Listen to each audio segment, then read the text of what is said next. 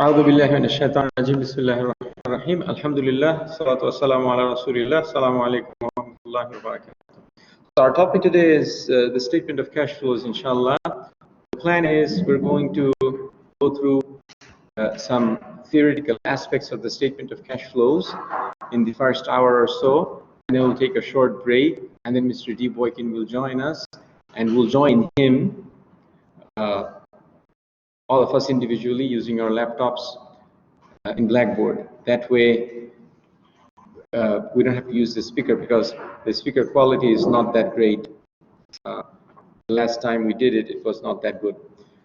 And you can ask him questions from your machine that would also be clear to him, and that will also be recorded. So later on, you can review this, inshallah. Okay? So statement of cash flows. We're going to discuss three different aspects. One is the statement of cash flow, the usefulness and the format of it, and then the preparation of the statement of cash flows. Right? There are three steps of preparing the statement of cash flows, and I'm going to go through the steps in theory. It will become maybe 75–80% clear to you, and then after Mr. Boykin's presentation, I asked you to print out the exercises for statement of cash flows, and we will go through both of them, and then you will do a practice as well in your practice questions and answers, and it will become clear to you, inshallah. So let's start. The statement of cash flows is, in addition to the income statement and the balance sheet, because most companies use accrual basis financial statements, which means the revenue is recorded when it is recognized, and expenses are recorded when they are incurred, right? You don't necessarily have to receive payment for services provided. You have to provide the service and the revenue is earned, right? And you don't necessarily have to pay for the expense. They are recorded when you have enjoyed the benefits or you have taken the goods. But the statement of cash flow is only concerned with those exchanges, those transactions where cash is involved, right? So because the income statement and balance sheet includes income and expenses and assets and liabilities without the involvement of cash, right? Without the involvement of cash, the statement of cash flow is necessary to see how much cash is going in and going out of the company. Are you following? Right? Statement of cash flows in addition to the income statement and balance sheet. So the statement of cash flows shows the ability of the company to generate future cash flows, how much money came in, how much money went out. From that you can assess how much money you're going to get in the future, how much money they're going to spend. The statement of cash flows shows the payment of dividends in the current year. So if you look at the statement of cash flows, you will see how much dividends were paid. If you look at the balance sheet, you're going to see retained earnings, which is all the income from the beginning of the company until now, minus all the dividends that were paid. The statement of cash flow shows the dividends that were paid in that particular year, okay? And then it will also show the reasons for differences in net income and cash coming in from operating activities. Statement of cash flows reports activities from three different parts of the business, and we're going to discuss in just a couple of minutes what those are. Operating activities is the first one. Operating activities involve the transactions that are included in the income statement. The operating activities involve the transactions that are reported in the income statements. So you have income reported in the income statement, and you have expenses in different categories, cost of goods sold and different operating activities. However, the items reported on the income statement are not all cash activities. So you may have sales of $1 million, but you may have half of that in accounts receivable. That means only half of that came in as cash. So there is a difference between your actual revenue, which is $1 million, and what you got in cash, which is half of that, right? $500,000. The statement of cash flow shows where this difference is. This could be in different categories. This could be in different payments. For example, you purchased inventory, but you have accounts payable. You have received services from an accountant, but you have accounts payable. So there is differences between income and expenses that are recorded in the income statement, which includes all of them. Either they involve cash or they do not involve cash. But the statement of cash flows only concerns itself with items that involve cash. And then there are two other sections in this statement of cash flows. They are investing activities and financing activities, right? So we have parts in the statement of cash flows: operating activities, investing activities, and financing activities. So what is included in each? In the first one, in the operating activities, the income statement items are included, right? The income statement items are included. In the investment activities, changes in the long-term assets, investments and long-term assets, right? And we're going to look at details of what this includes, like investments in other companies. If you bought investments in other companies, shares of other companies, not your own, other companies. So there are companies that buy stocks of other companies, right? This is investing. Buying equipment, furniture, land, etc., that's also investing activities. The following. Financing activities involve the money that was borrowed, right, to buy assets or to fund operations, and any activities with the stockholders of the company. So selling stocks and getting cash from stockholders, paying dividends to the stockholders, buying the stocks back from your own stockholders. This is financing activity, not stocks of any other company, but you sold the stockholder 10 stocks, you buy them back. Both of these transactions, both of these cash exchanges would be reported in the financing activities. The following? Okay. Now, here we have in the operating activities. In the statement of cash flows, we have cash moving in two directions in each of these activities, each of these three activities: cash coming in, flowing in, and cash going out. In the operating activities, the cash that goes into the company, cash coming into the company, usually comes from sale of goods and services. And this is the bulk of it. This is for most companies. This is the most common.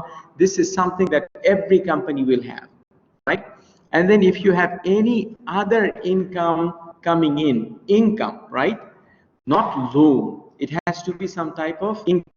So here you have two examples: interest income, and then dividends you received because you own the stock of another company. All right? Understand, when you pay dividends, it's reported in the financing activity because it is not an expense. It is not an expense. But when you receive dividends because you own the stock of another company, right? This is income for the company and it's reported in the income statement. Therefore, the cash coming in is reported in the cash inflows. A question about the statements of goods sold. You mentioned that if it's on receivable, that it's not counted. Right. Any non-cash activity is not included. Not just cost of goods sold. Anything that you purchased or earned, but you have not involved cash. So if you provide the customer with some service, you record sales and you record accounts receivable. This will not go to the statement of cash flows. If you purchase something and you have a payable, this will not go to the statement of cash flows, right? If cash is not involved, it will not go to the statement of flows. It must involve the transaction, involve cash, right? Cash going out to suppliers, to employees, to the government for taxes, to lenders, the part that is interest. If you pay interest, this will be in the operating activities outflow. The principal payment, the payback of the loan, principal portion of it is reported in the financing activity. Right? So when you borrow money, it goes in the financing activity, and you pay that money back, it's in the financing activity. If there is anything extra, that's in the expense. So anything, very simple to understand, anything that goes through the income statement, it will go to the operating activities. Okay, so interest income, interest expense, both go through the income statement. Is that clear? And other expenses. There are other expenses, any other expenses, right? All expenses, all income items and all expense items are known as either inflow or outflow on the statement of cash flows. Is that clear?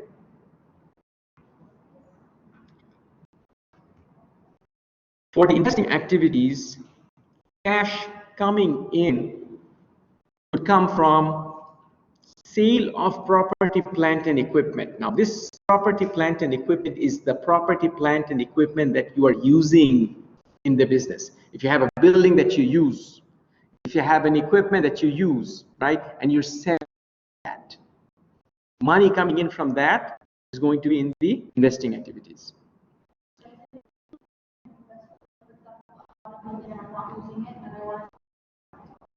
Right. So if this is something that you are not in the business of doing, so if your business is making computers and selling computers, right, then this is operating activities. If you bought 10 computers, right, for use, and then you're selling them, this would be going through here. You following? So you property, plant, and equipment in use. No matter what, for what purpose you bought them or for how long you kept them, if it is for the use of the company, it will go through the investing activities when you sell it. Sale of investments, right? Debt or securities. So if you bought stocks and bonds of other companies and you sell them, not your own, some other company, money coming in from that sale is going to be in the investing activities. From collection of principals on loans to other entities. Now, if you gave somebody a loan, right? If you gave another company a loan and they pay you back, this goes through the investing activity. If you borrow money from somebody else and you pay them back, it goes in the financing activity, right? Are you following? Cash flow going out, cash outflow to purchase property, plant, and equipment. This goes through investing activity. If you buy an equipment, if you buy furniture for use, right, for use in the business. Purchase of investments in debt or equity securities. If you buy the stocks and bonds from other companies, right? Microsoft buying stocks of Apple, for example, right? This would be in the investing activities. To make loan, now, same way, right? If you lend money to someone, it goes as outflow. If they pay you back, it comes in as inflow, right? This is in the investing activities. Where does it go? Tell me, if when you are lending somebody, right, which way is the interest going to flow? No, if you lend somebody money, which way the interest is going to flow? Right, so where would that be? Where would that be reported? The income. Interest income, right? You follow? Clear?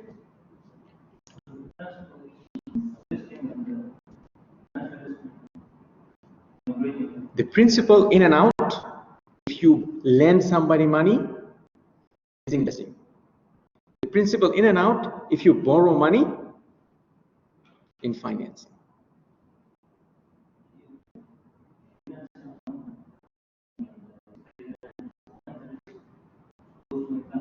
Yes. Interest always goes to income statement, income or expense. Right.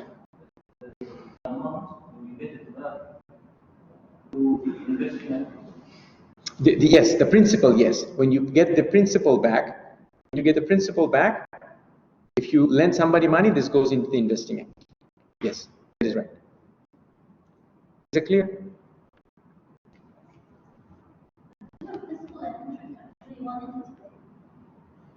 If you work for the bank, you're not. Right? One is halal, the other one is haram. Okay, but for the purposes of accounting, there is no income generated. There is no income associated with lending money and getting that amount of money back. There is no extra. There is no income. Right? The interest is extra. That's why it's called riba. It's additional, right?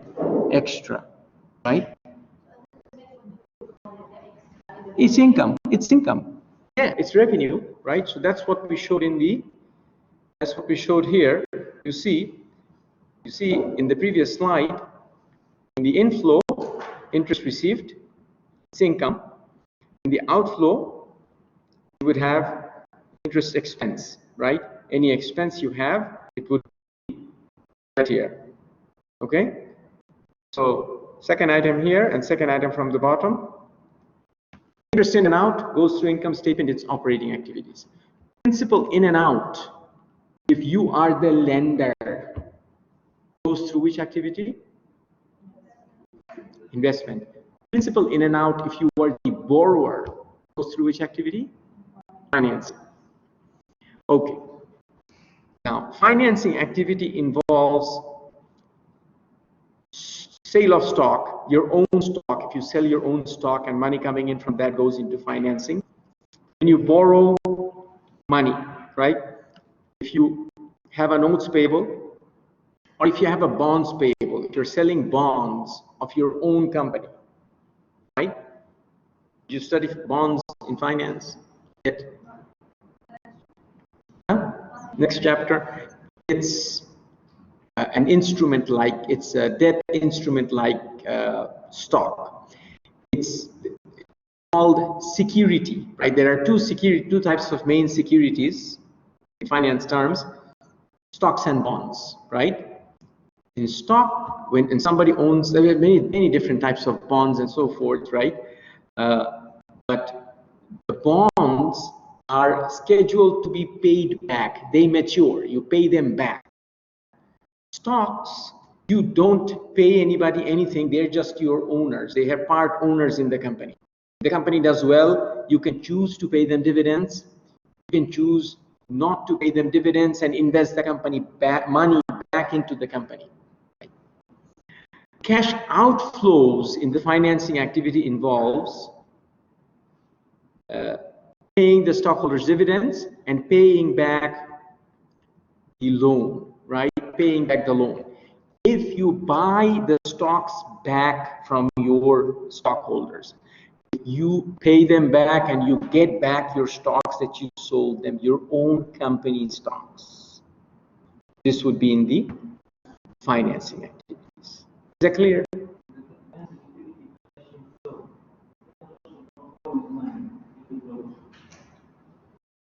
Financing cash inflow, yes.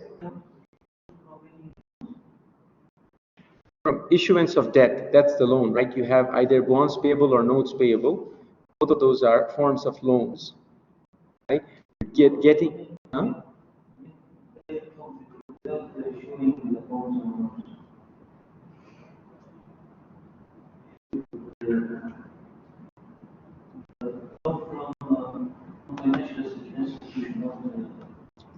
Loan from anyone. Anyone. Borrowing money, it goes to financing activity. So you could get money loan from a bank. You could get loan from anyone, an individual, right?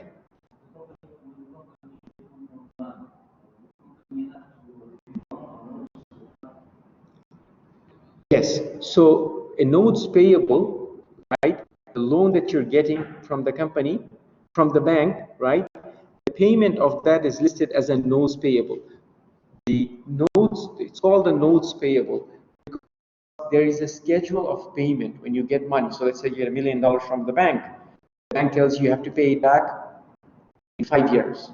So there is a scheduled payment date, an amount that you're going to pay every month. So this is called the note payment, and it has an end. Right? The bond, is much more to it. You will learn it inshallah in finance. The bond you can sell as an instrument to anybody who's willing to buy. There are different types of bonds, right? And they're sold at premiums and discounts. There's a lot of stuff with the bond, which you're going to, it's beyond the scope of what we're trying to study here, and you are going to study this, right? If you do a master's degree in accounting or a bachelor's degree in accounting, there's a whole course, intermediate accounting too, that deals with bonds, right? It's a debt instrument. Somebody pays you the money and you pay them that back, and you pay them something extra. That's bond, right? How much do they pay you? How is the price determined? How much are you going to pay them back? You have a whole circus going around that thing, right? Which you're going to learn in finance, inshallah. Okay, is that clear? Okay, bonds will be clear to you, inshallah, by next week.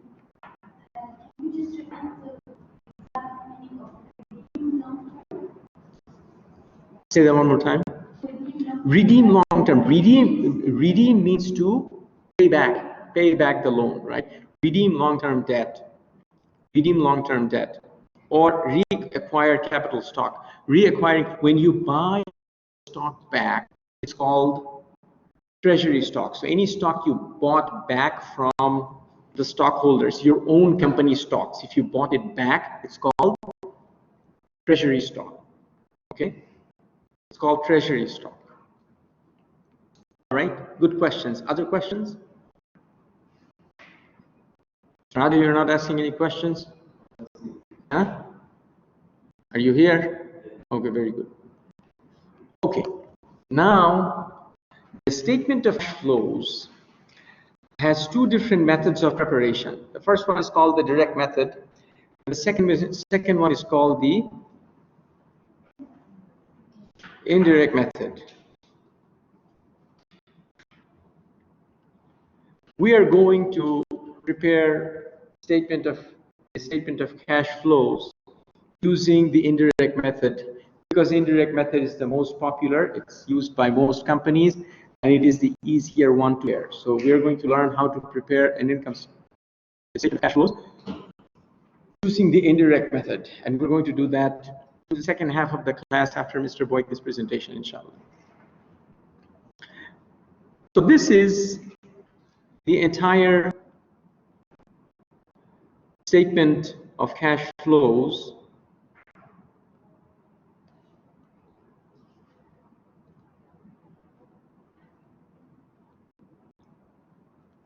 This is the entire statement of cash flows. And as you see, you have three different activities: operating, investing, and financing. And from each one of these activities, either you will have a positive, net positive cash flow, or you have a net negative cash flow. If you have a positive cash flow in income statement or in cash flow terminology, it's called cash provided, meaning you have positive cash flow. If you have a negative cash flow, that it's called cash used, and the negative cash flow is reported in parentheses. In accounting, numbers in parentheses, in brackets, are negative numbers. It means negative number. So from each one of these activities, you have either positive cash flow or you have negative cash flow. And at the end, all three of these different activities combined, you either have a cash increase from the beginning of the period or a cash decrease from the beginning of the period. So if you have 100,000 at the beginning of the month, and you go through these activities throughout the month, at the end you have 200,000, that means there is an increase. If you have 50,000, that means there is a decrease, right? And then the cash at the beginning of the period and the cash at the end of the period can be calculated by adding the increase or the decrease with the beginning, right? For example, you have cash inflow and cash outflow for all the activities, operating, investing, and financing. So how will you enlist them in these categories? How will you, what? Enlist, for example, you have cash inflow, you have the data of cash inflow, you have the data of cash outflow. So while you are entering the data over here, how do you do that? For example, like how do you distinguish where? We are going to prepare, inshallah, and I will show you, inshallah. We're going to prepare one. I'm going to show you how to use the raw data, just like we did the income statement and balance sheet. I'm going to show you. We'll go through multiples so it becomes clear to you, inshallah. Usually this information is supposed to be taught in slides, but I don't like to do it that way because it doesn't, enter unless you touch numbers yourself, the paper, it doesn't actually sink in. So there were 43 slides in this chapter, and I'm only presenting to you 19, right? The other stuff we're going to do by writing ourselves, okay? In the last hour, we'll do that, inshallah. This is called, in learning theory, the experiential learning. So if you do it, I mentioned to you before that you cannot drive a car just by reading about driving a car. You have to drive it, right? Okay.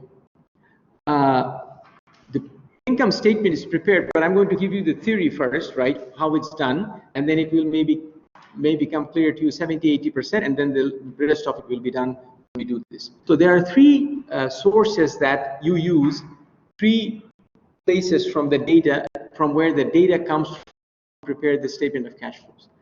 The comparative balance sheets. Comparative balance sheet is the balance sheet of the end of last year, the balance sheet of the end of this year, right? So in those two balance sheets, you have changes in the numbers, right? So let's say you have $1 million at the end of last year in cash. You have $2 million at the end of this year. That means there is 1 million increase in cash, right? You have 10,000 in accounts receivable last year, and you have 5,000 in accounts receivable this year. Follow me, follow what I'm saying. You had 10,000 in accounts receivable last year. You have 5,000 in accounts receivable this year. 10,000 last year, 5,000 this year. Because of this change in accounts receivable from 10,000 to 5,000, what happened to cash?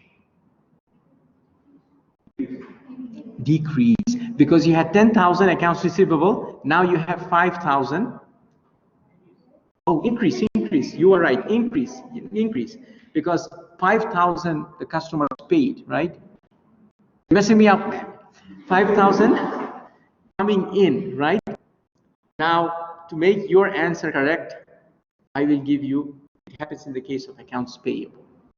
10,000, you have 5,000. That means you paid 5,000 off. That means you spent 5,000, right? So changes in cash because now this is just, I'm giving you just a little tidbit, right? For every single account in the balance sheet that changed from last year to this year, where cash had to be involved for this change, will have to be taken into consideration. That's the first source.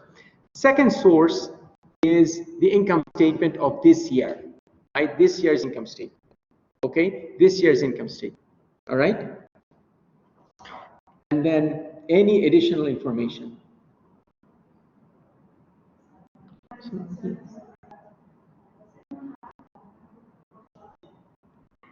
MacBook Pro charger.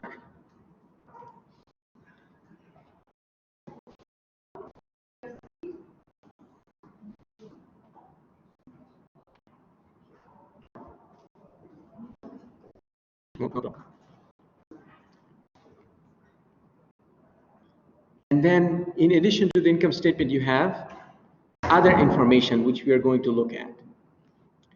Okay, so let's take a look in theory the steps. The first step is determine net cash provided by or used by the operating activities by converting net income from an accrual basis to cash basis.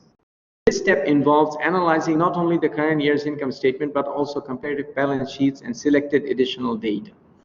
So what happens, the income statement includes, as I mentioned at the beginning of the class, all sales. Either you received cash or you did not receive cash. All expenses. Either you paid cash or you did not pay cash. Step one is sort those out, that which ones are cash and which ones are non-cash. Right? Because if it's non-cash, if I did not get cash for the sales, or if I did not pay cash for the expense, I am not going to include it in the statement of cash flows.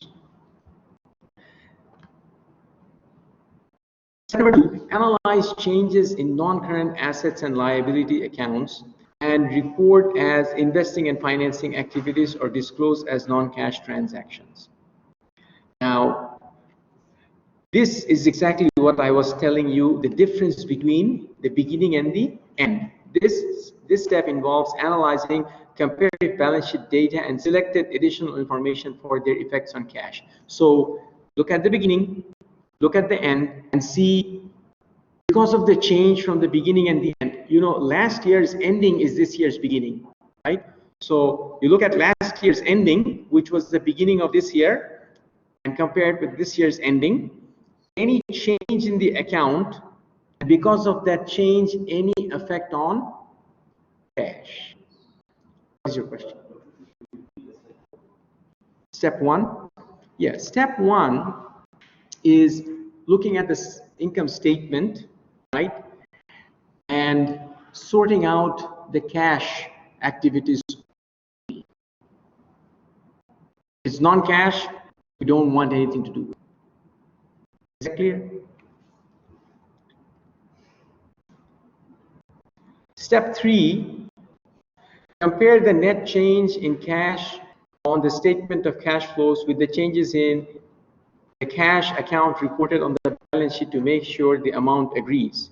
The difference between the beginning and the ending cash balances can be easily compared from the comparative balance sheet. So if you subtract the beginning cash,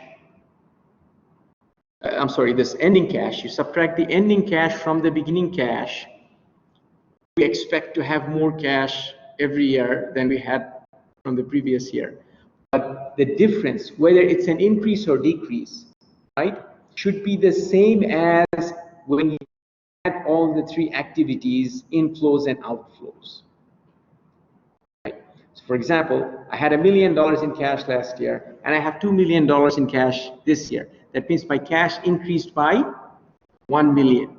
So if I do all the cash in and out in operating, investing, and financing, when I add all of them, they should also equal to 1 million plus, positive 1 million. You follow?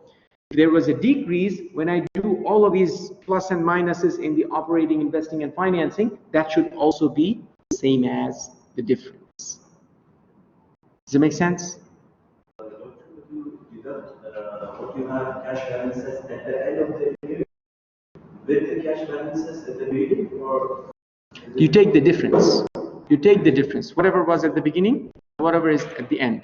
Take the difference. Right? When you take the difference, you obviously have to take the bigger number first and subtract the smaller from there, right?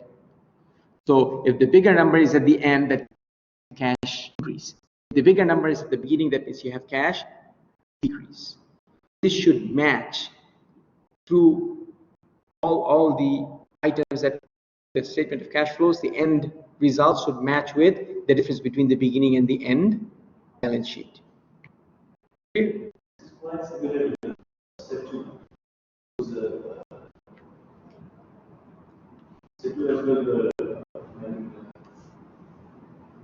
Is it?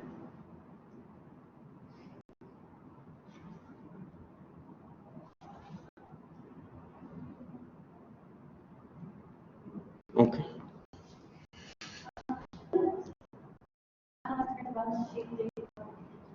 Say that again. It is investing in financing, yes. The numbers that we're getting from. That's right. So that's why they're linked together, because any. No. This is to prepare the income statement. The first 2 steps are to prepare the income statement, the statement of cash flows. The third step is to check the accuracy of the statement of cash flows. So you have 3 different steps in the statement of cash flows. First, to do the operating activities, only the cash item. Second, the investing activities by taking the difference from the beginning and the end for all investing and financing activities.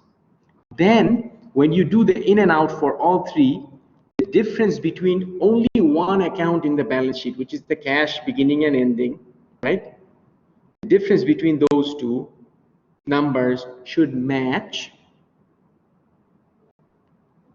the difference between, or the end result of this statement of cash flows. Exactly the same, right? Think about it this way. You have 100 riyals in your wallet, right?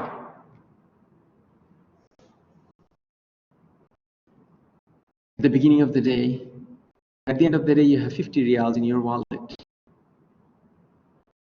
If you add all the places where you spend money, would it not have to equal 50 riyals? Have to. It has to, right? If somebody gave you money and it increased, all the in and out to your wallet must add the difference between what was at the beginning and what was at the end. Must, right? Is that clear? Okay. Now we talked about 2 indirect and direct methods. 98% of companies use indirect methods. It's easier to do and it makes more sense. So we are going to do the indirect method.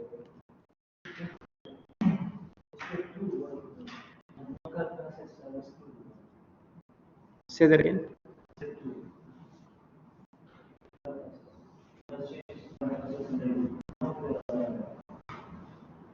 Non-current assets, yes. The current assets involve the operating activity. The accounts payable, the accounts receivable, the prepaid rent, the unearned revenue, all of those things are linked with the income statement. So all current assets and liabilities are linked with the income statement. So they are reported in the operating activities because they're included in the operation. Is that clear?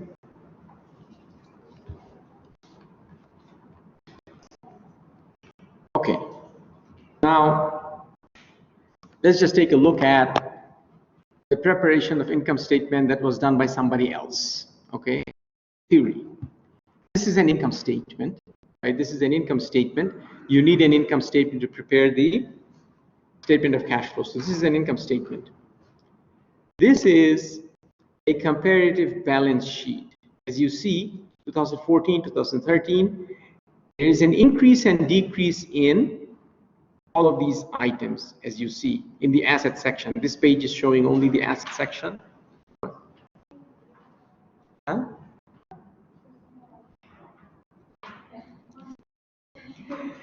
So we have the difference between receivables, inventory, prepaids, all the items, beginning and the end, there is either an increase or there is a decrease.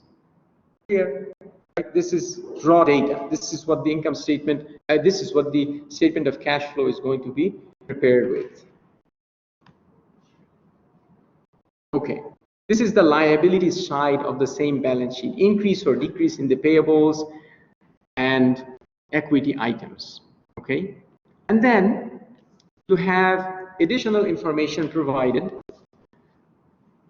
For example, the first information says depreciation expense comprised of 6,000 for building and 3,000 for equipment.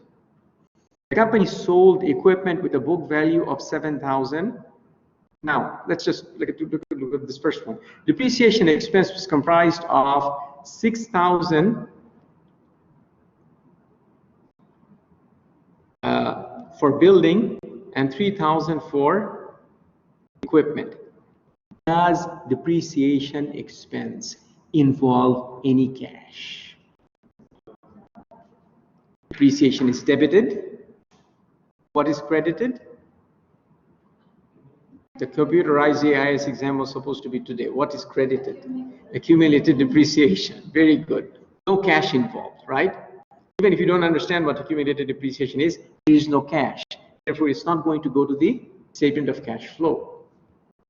The company sold equipment with the book value of 7,000, cost of 8,000, less accumulated depreciation of 1,000 for 4,000 cash. In this whole detail statement, the only thing that is interesting to us or concerning to us is what? 4,000.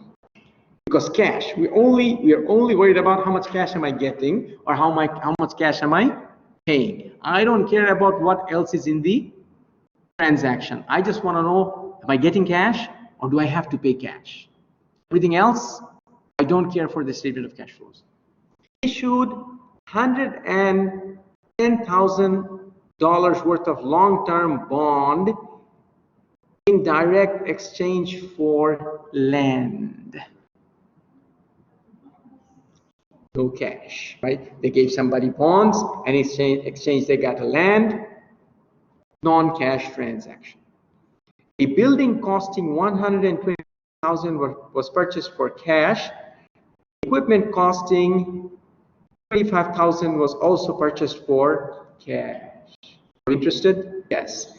Where does this transaction go? In which activity? Investing. Very good. Where does this one go? Number 2.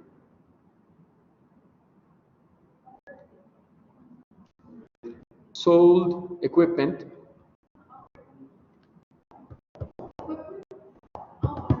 Investing.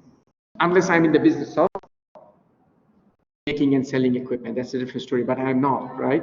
I would not depreciate the equipment that I'm going to sell, that I made to sell, right? Okay. Issued common stock for 20,000 cash. Are we interested? Yes. Where does it go? Which section? Financing. Very good. The company declared and paid 29,000 cash dividend, right? Which activity? Financing. Okay, very good. Now, you see, this is the indirect method of cash flow that was prepared based on the raw data, okay? Based on the raw data.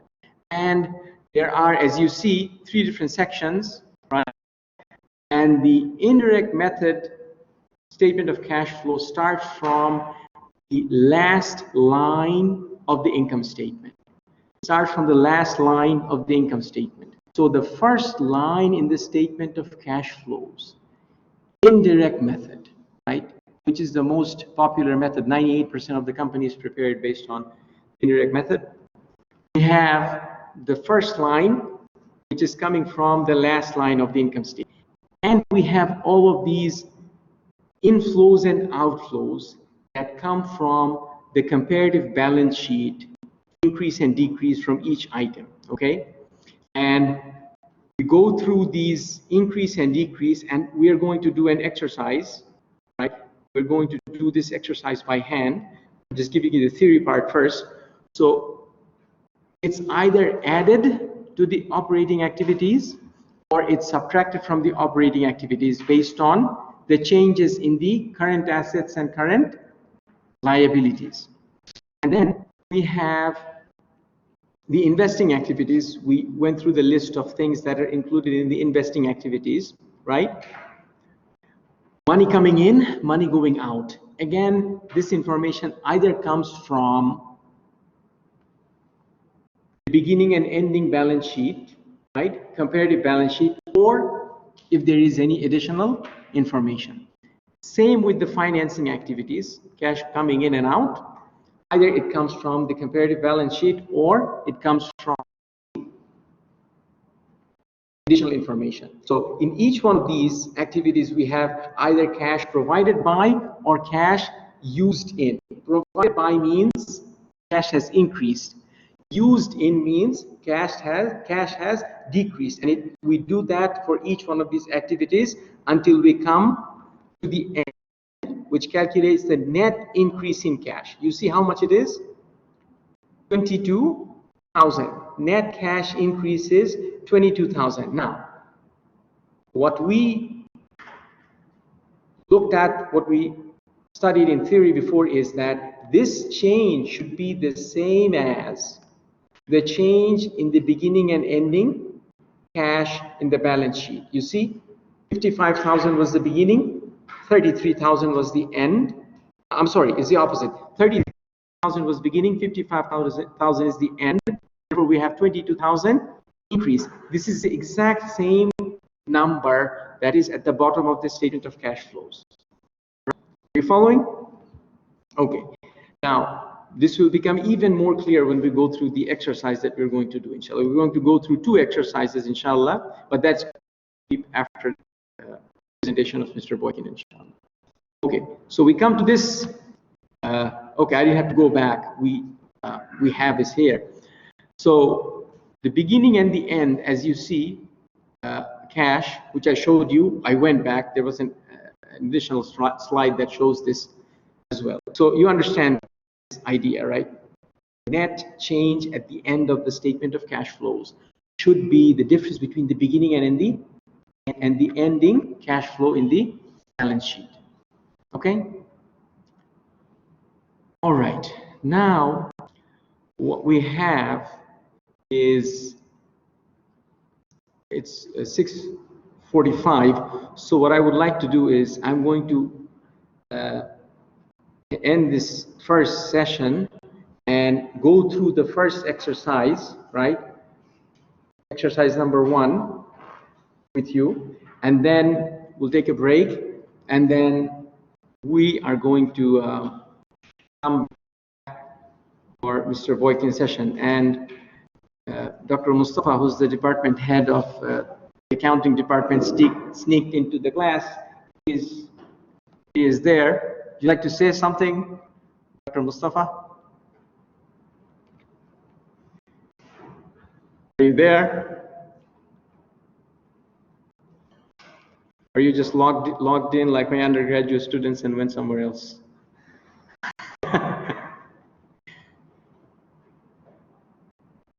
Dr. Mustafa, are you there? Okay, so we'll end inshallah and we'll do the exercise and then we'll